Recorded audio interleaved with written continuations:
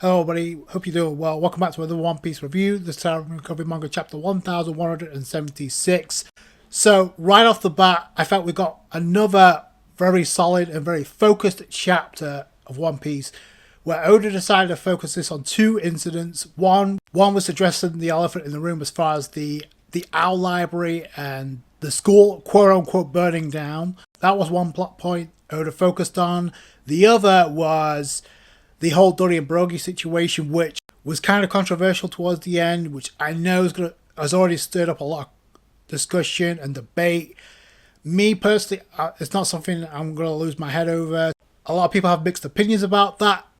And two things I appreciate about this chapter. One, he didn't drag things out as far as these incidents. He kind of quickened up the pace big time. We also got more teamwork within the Straw Hats that was helping out Robin with the Owl Library, which I thought was kind of cool.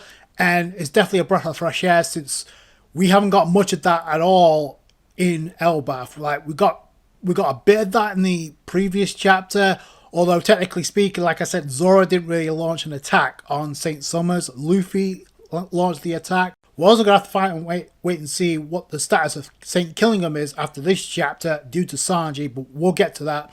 I'll also get into the promotional video. I was debating whether to go over it right from the bat, but Oda gave us a teaser on finally putting what the One Piece actually is. He put pen to paper. Oh, but I'll get into that by the end because I know there's a lot of people talking about this, rightfully so.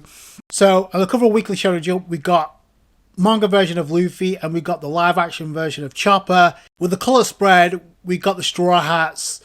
And this is a complete callback to Volume 12, the cover of Volume 12, where we got the Straw Hats from East Blue, the East Blue Saga. Only this time, Oda's drawn in Robin, Franky, Chopper, Brook, and Jinbei.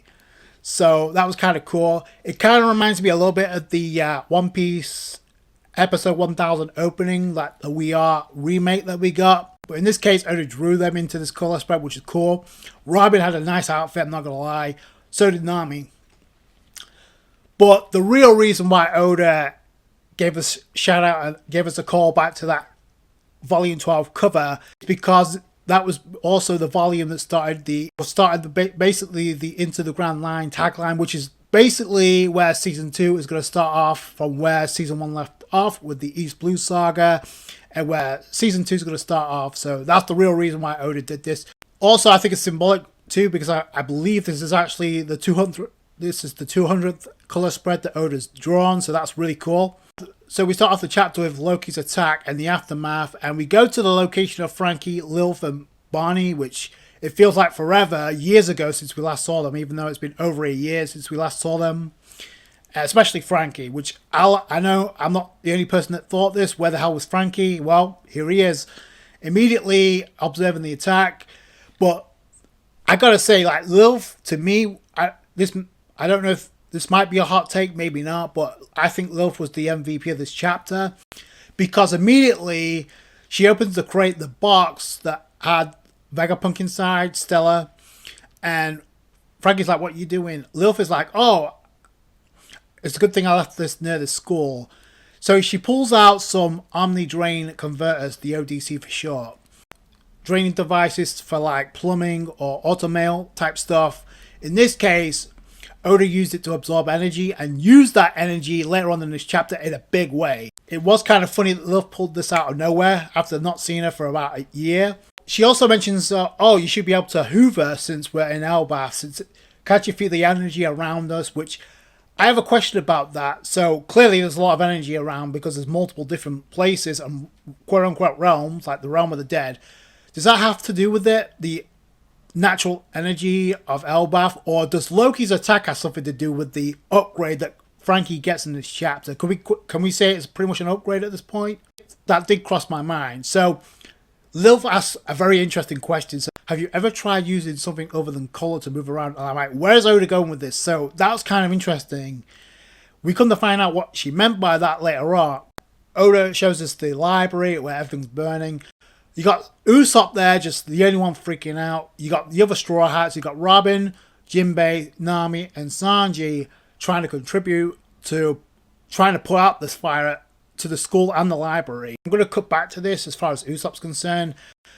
Robin goes immediately to attend to Sol, so it's nice that Oda finally integrated Sol into this, since Sol's an emotional attachment to Robin in this entire arc. Also, it helps that it was recently Sol's birthday, so there you go. Nami's immediately trying to put Zeus to work. She summons Zeus to like use power and rain tempo to like produce rain to like put out the flames. Doesn't work because the lingworm, another nightmare creature, appears and just gobbles like Zeus up like a gobstopper, like a jawbreaker.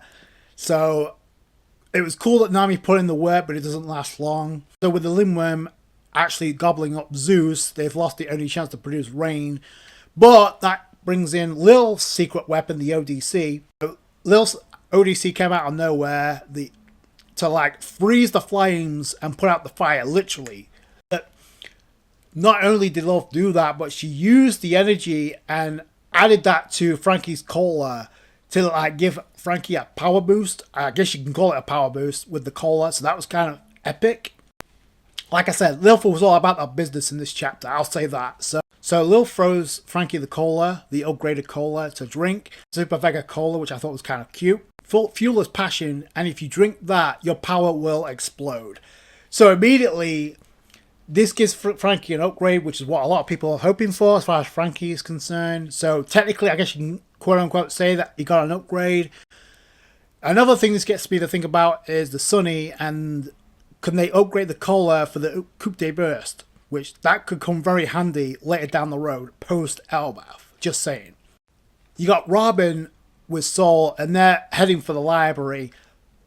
You got Killingham on the lingworm trying to cut them off and swallow and actually attack the library itself. So, and he says something interesting too. It's like, after all, a new world can be only born once history is cut away. So that's very interesting. Like, they want to create a new world, but they need to erase history. Why? Because you don't want the history getting out to everybody else that doesn't know the shady past of Emu and the Void Century. And Killingham makes a huge mistake by insulting Jinbei, because he's like, oh, look at that fishman. The ugliest race in the world, makes me want to puke. It's a good thing I got this mask on. That triggers Sanji, which that was kind of cool. Then Franky with the cola boost darts out of nowhere and into action, and we get a combo from Jinbei and Franky to take out the lingworm, which is pretty cool. Meanwhile, you got Sanji lighting up Ifrit Jamba Kankase and lands it on St. Killingham. You got the lingworm being demolished, split in half, and that's obviously going to free Zeus. Sanji landing Kankase on St. Killingham. I don't know if that's going to be a one-shot. I hope not, because that's going to be disappointing, but I also have another reason why I hope not. But Oda decides to cut away from there to the West Village to Zoro's group with Hardin, Stanson, and Jarl, where Dory and Brogy, and apparently they're coming to terms and they feel ashamed because they realize they got taken over by Emu's dark arts, transformed into demons. So it's like, the only thing we could do is die with honor, die with pride, and it looks like they're about to be killed off. But there's something wrong with this, because I knew something was up, because one, you don't have Usopp anywhere in this scene where you would think he would be, considering how much of an emotional attachment he has to both of them. Plus, Oda's already teased this twice already. They behead each other. Little did we know, Oda's like, oh, that's the trigger, that's the kryptonite, to like switch them back to normal. So they reattach their heads and they're back to normal. All of a sudden, like, it undoes the possession, Emu's possession, so they're back to normal. Apparently. So that's the kryptonite. You behead them. Those who are affected by Emu's dark arts are completely switched to normal. I have a question about that, considering Gunko may be one of them. So I guess that wraps up the whole situation with Dory and Brogy. You got Stanson and you got Hardin there. So I do like this panel, because it's kind of like a correlation between the old generation and the new generation, and they know what they need to do. You got Zoro locked in, and that's how Oda decides to end the chapter. So, like I said at the beginning, a very focused and a very solid chapter. In my opinion, the first half was definitely the stronger half. Lilth definitely the MVP of the chapter. Like I said, Again, with this new invention of Lilth, this could be foreshadowing a upgrade with the Sunny as well as Franky with the Coupe de Burst. We'll have to wait and see. Now, I know a lot of people have mixed feelings about this because of the beheading.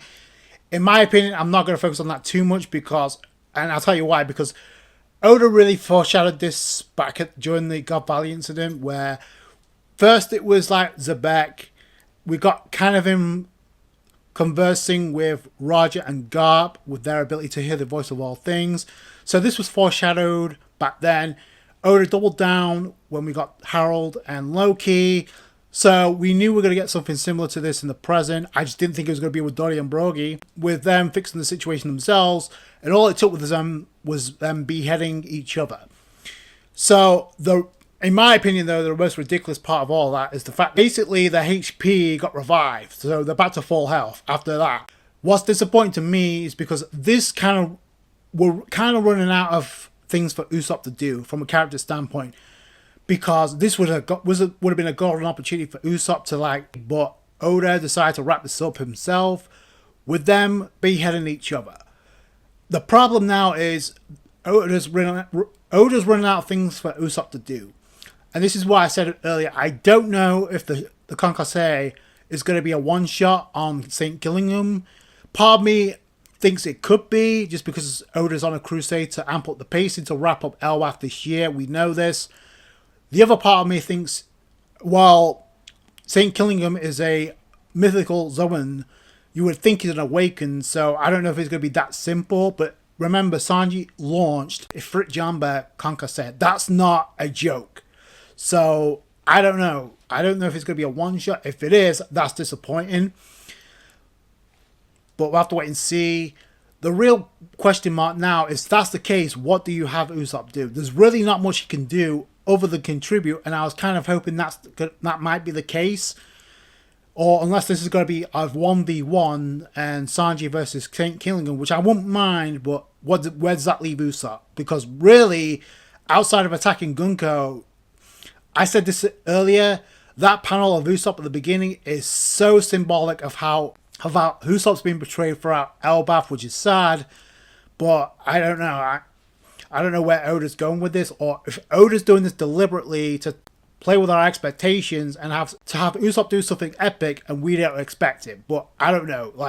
At this point, Oda's really running out of time here as far as Usopp and what he could do. If he really wanted Usopp to contribute, now would have been a good opportunity, since we had Franky, Jinbei, and Sanji in the mix. You had Nami help out too, to try and put out the flames. Granted, it didn't work, but at least she tried. Oda didn't have Usopp do anything apart from freak out. So I don't know. I hope that changes. If not, boy, talk about disappointment. This ties into the promotional video that we got, as far as Oda writing the transcript for what he's had in his mind since the beginning, and that is what the One Piece actually is. No one but Oda knows. He put pen to paper. He wrote that on paper. If you notice the video, he put it in a treasure chest. Go figure. And then he left that. It's locked, and apparently it's put down to the bottom of the ocean. And I can imagine the memes now. You know, people are gonna start making Area 51 memes. Oh, I'm gonna go down to the depths of the ocean to dig up what Oda's wrote down. Even if that's a meme, why would you? Because you've been on this journey for so long, why would you spoil yourselves? Plus, I'm pretty sure Oda's got a backup. So, the whole point of this video was to hype you up because of what Oda said back at Jump Festa. He literally said, we're going to see the island that Raja reached, which was Laughdale. Lodestar, but I doubt it. A lot of people think that. I doubt it. A safe bet that Laughdale, we're going to get to Laughdale at some point this year. It could be a lot sooner rather than later. We don't know. Oda's still got another plot point to wrap up, and that's being at Marijoa, with apparently the Holy Land being in flames. Again, that's what the promotional video was there for, is to hype you up, because this is not a secret. We know we're going to get the reveal of what the One Piece is before the final war. But I did like the creativity, the fact that Oda decided to put it in a treasure chest and put it down in the ocean, that nobody's going to see this until the story's conclusion. No shit, because we're not going to know until Oda's ready to reveal it. But Oda's just, using this to hype us up. Also, it's apparently hyping up the fact that it's been 600 million copies of One Piece sold worldwide. It's tied with Superman, which is insane.